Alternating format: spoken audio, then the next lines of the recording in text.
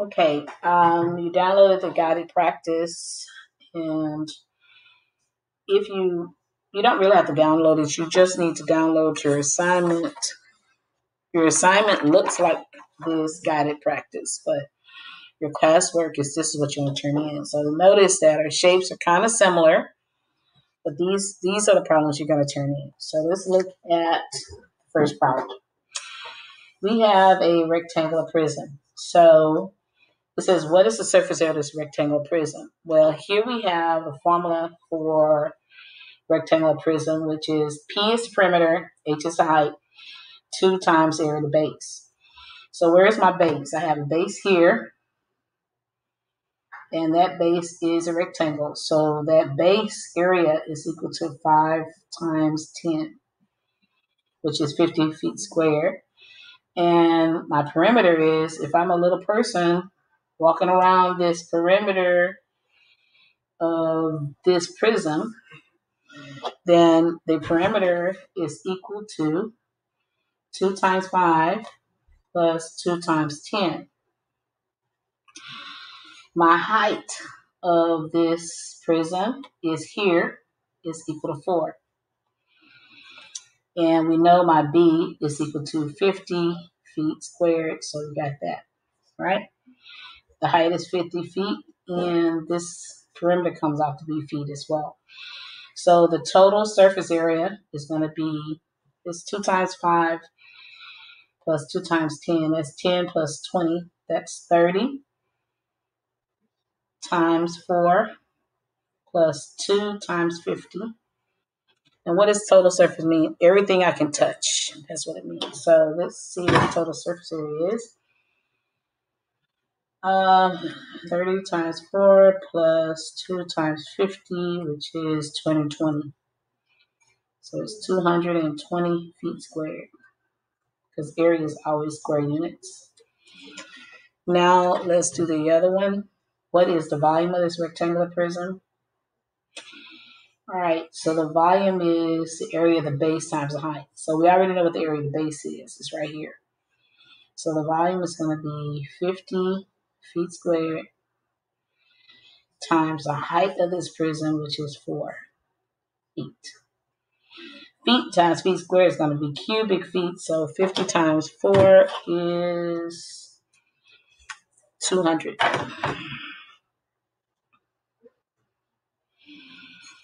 So here are my two answers. Notice how I provide the formula and I provide my work. So I'll write my answers here. The V is equal to 50. No. The total surface area is 220. And the V is equal to 200. All right. Okay, the next shape is a triangular prism. That means the base is a triangle. The area of a base would be 1/2 the length of the base times the height of that base. So let's draw that base here. They give you that this is 4.3, and this side is 5, and this is 90 degrees. So I can, what I can do is I can use Pythagorean Theorem to find the length from here to here, so I can know the length from here to here. So we know that 4.3 squared plus, let's just say x squared, call it x, equals 5 squared.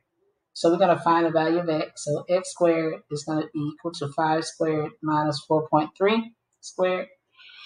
And let's do that here on our calculator. 5 squared minus 4.3 squared is 6.51. So I know that x squared is equal to 6.51. So therefore x is equal to the square root of 6.51. X is equal to, so how do you square root? Second square root of 6.51, 2.55. Well, most students know I go 3 decimal places in order to be accurate. All right, so if that's my x, then 2 times 2.551 is 5.1. So the whole base, the little base, is equal to 5.102. The height of the triangle is equal to 4.3. And so we can find the area of the base, which is the big B, is 1/2 5.102 times the height, which is 4.3. So we find the big B, which is right here. Find that big B first. Then we're going to find a perimeter, and we have the height of our prism. So 0.5 times 5.102 times 4.3 is 10.969.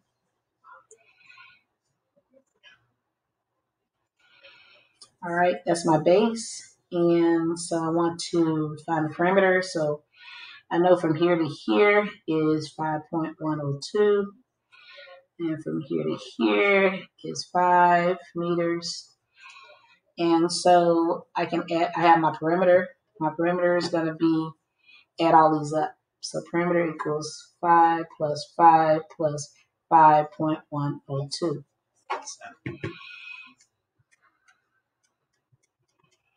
So that gives me 15.102. So my T is equal to 15.102 times my height, which is 5. I see the height here is 5 of my prism, plus 2 times the area of the base, which is 10.969. All right, so my total surface area is put in a calculator. 102 times 5 plus, so 15102 times 5 plus 2 times 10.969. My total surface area comes out to be 97.448, and that is in meters squared. All right, my volume is the area of the base, which is the big B. So it's 10.969 times the height of the prism, which is 5. So my volume is going to be 10.969 times 5, which is 54.8. All right, and that's going to be meters cubed because units of volume is cubic. All right, we're about 8 minutes into this video, and we're getting ready to do a regular octagon. Regular means that all the sides are equal. So if this is 5, then that means this is 5, 5, 5, 5, 5, 5. And so this is an octagonal prism, okay? So that means its base is an octagon. So what's the area of the base? Well, I can't really draw this, but I'm going to start from the center down. I have how many triangles in this octagon? Since it's regular, let's see how many. All right, I got 1, 2, 3, 4, 5, 6, 7, 8. So if I can find the area of this triangle and multiply it by 8, then I have the area of my base. So let's draw that little one triangle coming from the center. And how do I know what are the degrees of this? Well, I take 360 degrees divided by 8. That gives me 45 degrees. Then I would take the 45 degrees and divide it by 2. That gives me 22.5.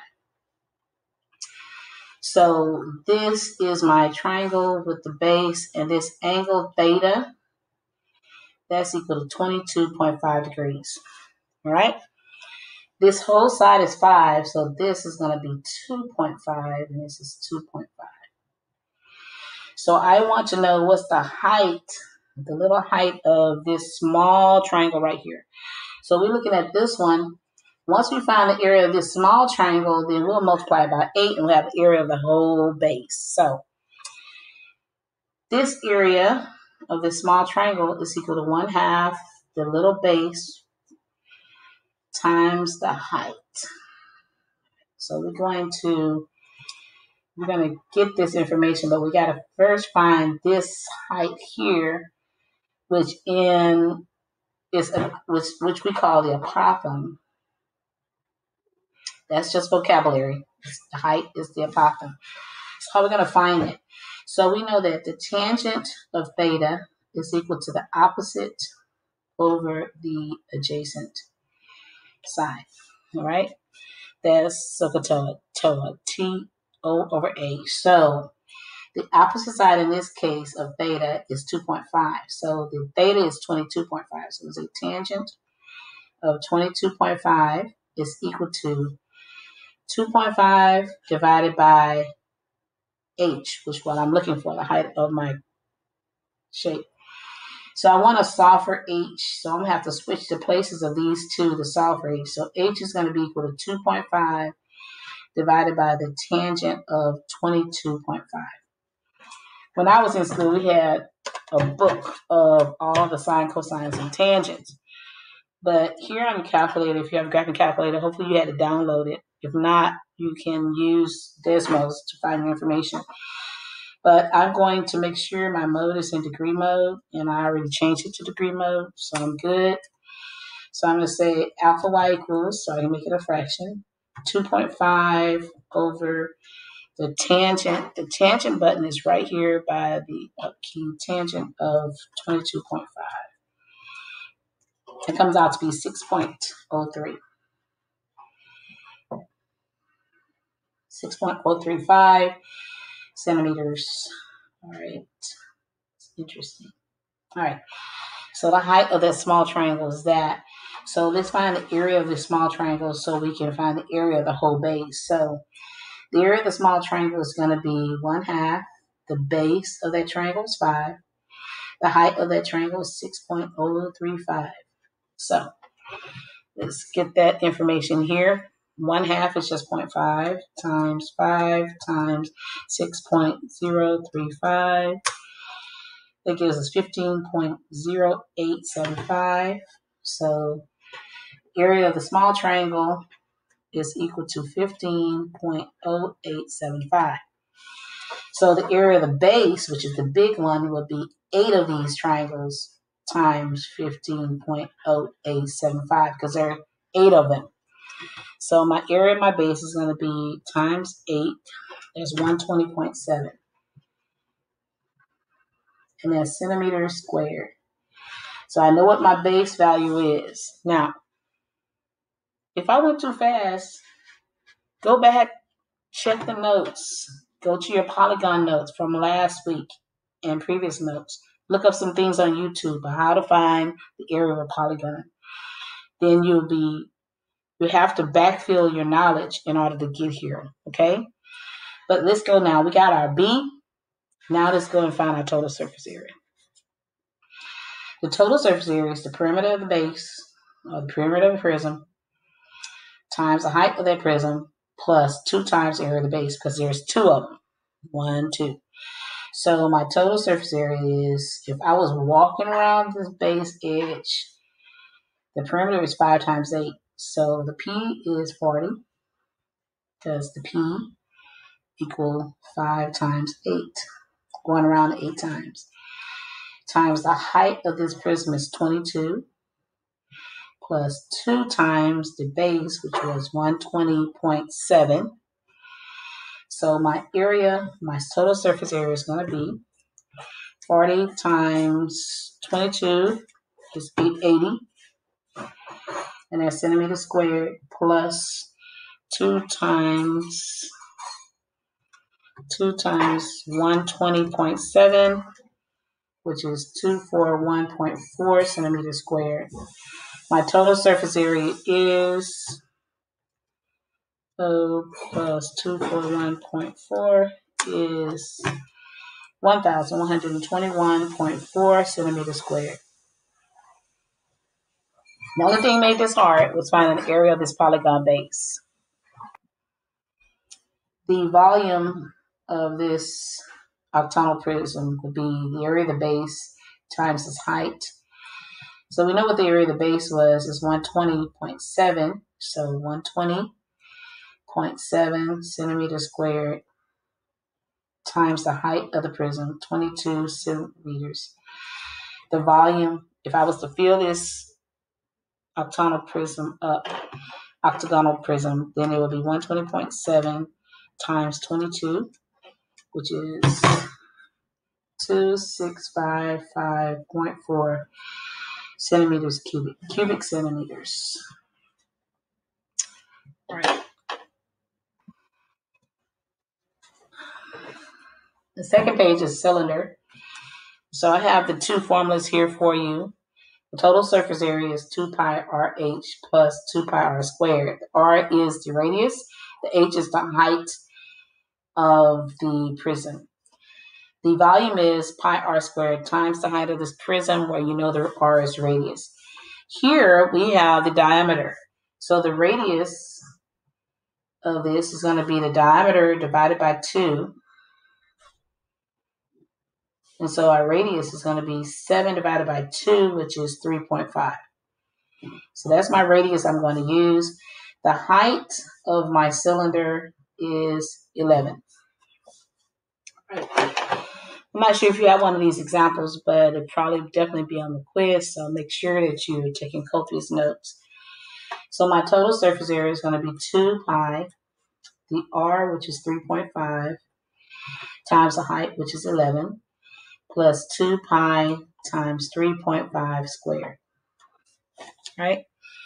So one of the things I do is I put it in terms of pi. I mean, I don't multiply the pi. A lot of students get confused by that, but I'm going to multiply all the numbers except for pi. So I'm going to say 2, let's see, what did I make?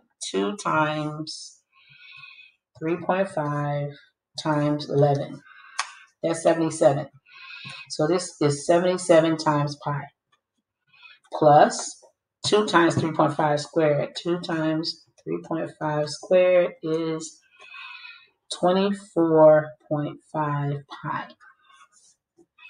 So if you're taking an SAT or ACT and they say, give it to you in terms of pi, or you're taking any kind of assessment, what they're saying is don't multiply the pi, because that's an irrational number and it goes on and on for days. To be more accurate, just leave it in terms of pi. So my total surface area, and the units are inches, so it's going to be inches squared, is 77 plus 24.5, which is 101.5 pi inches squared.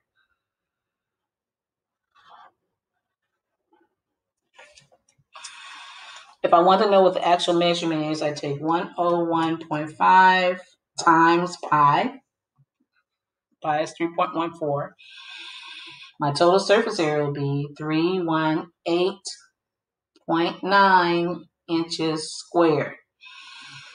Don't do like some students. They like to tack on a pi with this final answer. Do not do that, because if you do that, then it makes this answer wrong. It's either 101.5 pi inches squared or 318.9 inches squared. These are synonymous. They are the same. This answer is a little more accurate because it tells you that you have to multiply pi. And we know pi to be this long number here, 3.141592654. It keeps going on and on. Okay? So that's our total surface area. What is our volume? Our volume is pi 3.5 squared times 11. So that's going to be